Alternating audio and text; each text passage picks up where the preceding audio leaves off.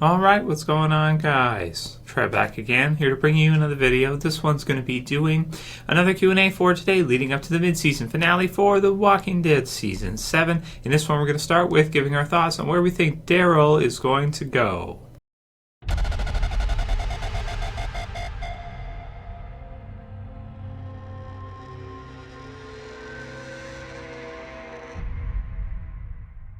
Alright, and of course, spoiler warning if you're not caught up for Walking Dead. So this question was asked by Joel Humphreys, and he says, Q&A Trev, where do you think Daryl will go after he presumably escapes from the sanctuary?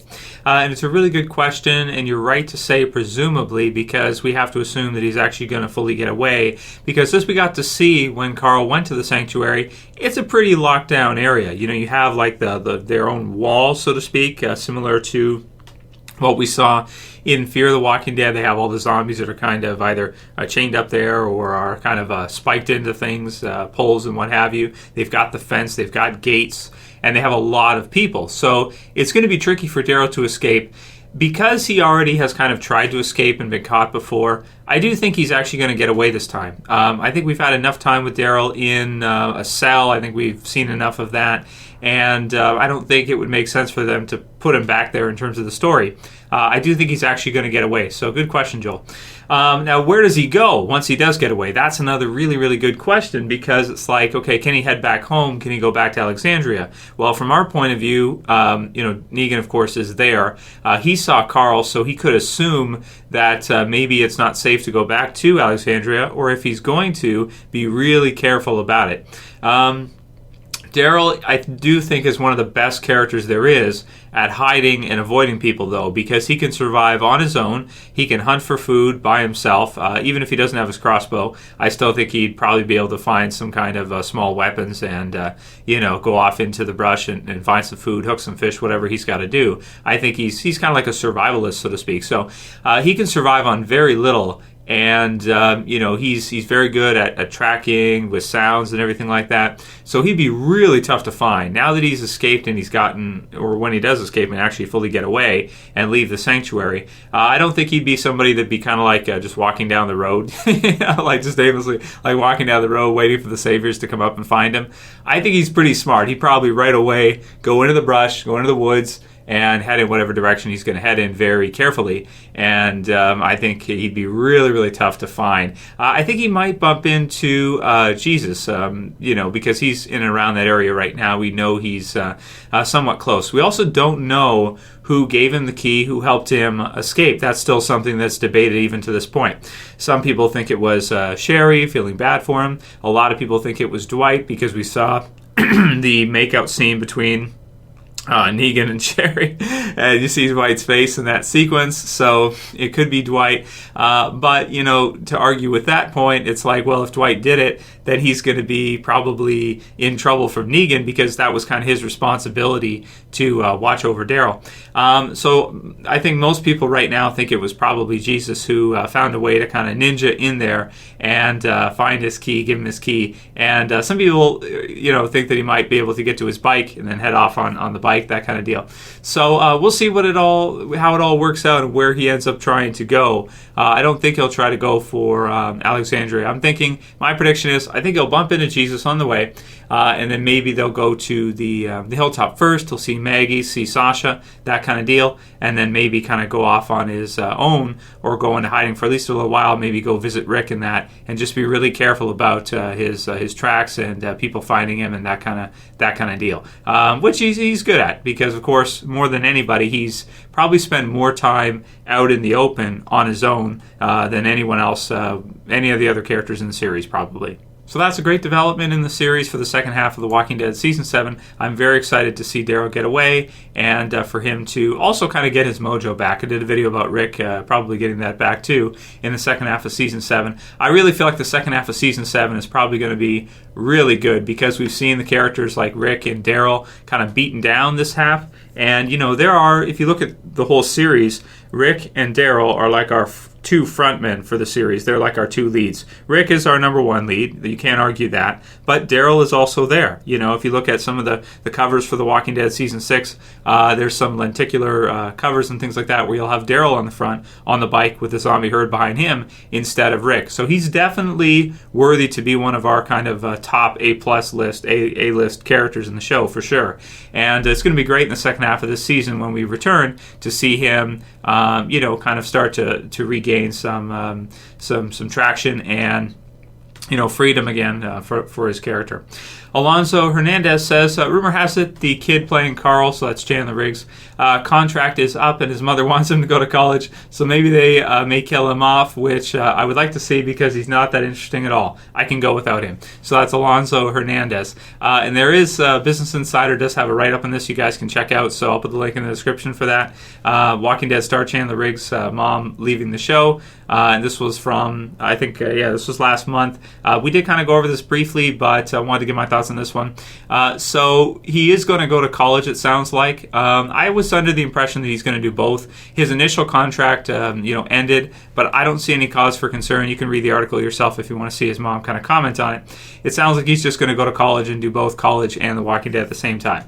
My personal thoughts on it are, this is the thing with college. You can go to college anytime. If you have a role in The Walking Dead as an A-list character like Carl, that's potentially an entire life-changing type of opportunity where you could, he could become a millionaire before the age of 20 probably. I'm not sure how old he is now, but so that's something there are limits to what school can do for you. School is great and everything like that, and if you go for a long time and you take something, you get an advanced degree or something, then sure, you can do well, you can make a lot of money with a degree, depending on what you study. Of course, you become a doctor or something, obviously you're going to make a lot of money, but it's a huge commitment. It takes a really long time, and really, with Walking Dead, he can just skip all that. He can just be like, yeah, I don't need to be a doctor. I can make more than a doctor, and all I have to do is show up for like an hour here, an hour there, whatever, do one scene, and that's it. I know he's there for a long time. He's working really hard, but I'm just saying compared to the amount of time it would take to study to become something like that would take a long time.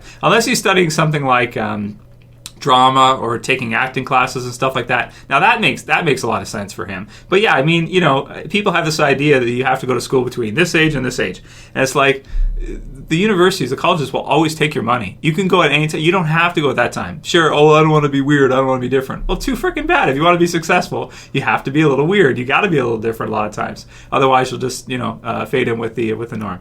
So I wouldn't worry about it. I think Carl is fine. I'm sure he could go to school with the amount of characters they have in the show. It's probably fine. But, being on The Walking Dead, being Carl in The Walking Dead, he's probably not going to get killed off anytime soon. Let's be honest here. It's not going to happen. I know a lot of characters get killed off, but that's Carl. I really highly doubt they're going to kill Carl off anytime soon.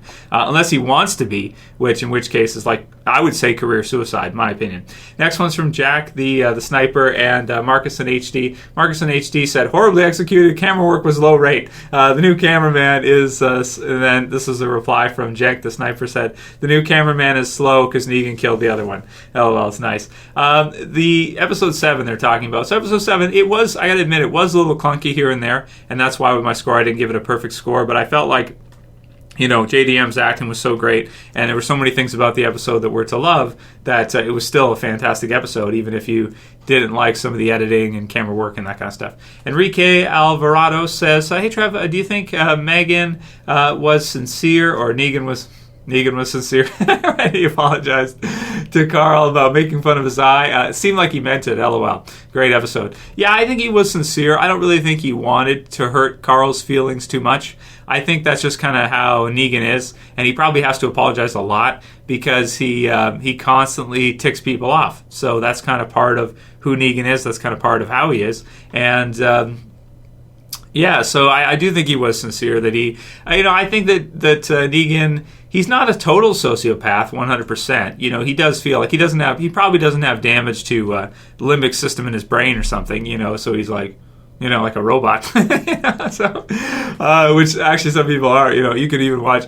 That's fun to watch sometimes. You watch, Dateline stuff, and you get to see some of these people where it's like they probably have brain damage, and you can't tell without proper scans and everything. But a lot of times they're just It's like, what the hell? Negan's not like that. He's just, I do think he feels, so he does feel guilt, I think, at least a little sometimes, for sure.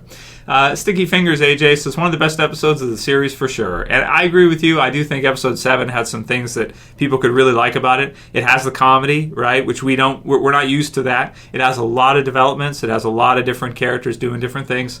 And it's a packed episode. I thought it was great. I really enjoyed it. James Wilmot says, what makes Negan such a good leader? What makes him so effective or ineffective in leading or controlling groups or people? Thanks for all the good work on your videos, Trev. So thanks, James. So what makes Negan a good leader? I don't know if you could say Negan is really a good leader. He tends to do things, selfish things that are going to piss everybody off.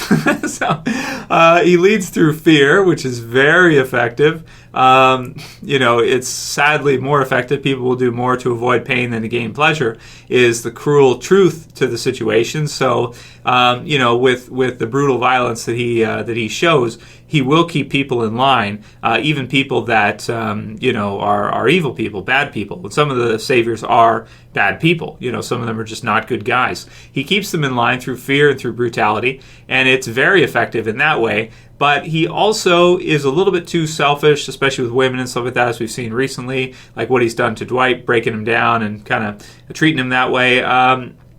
In that way, I would not say he's a good leader. I mean, he's not. Leading through fear is one thing, but the way he's doing it, and he can create enemies in his own group by doing that, because even though he's going to keep people in line with fear, there's a point to where the pain can become so much that people don't care about their own lives anymore.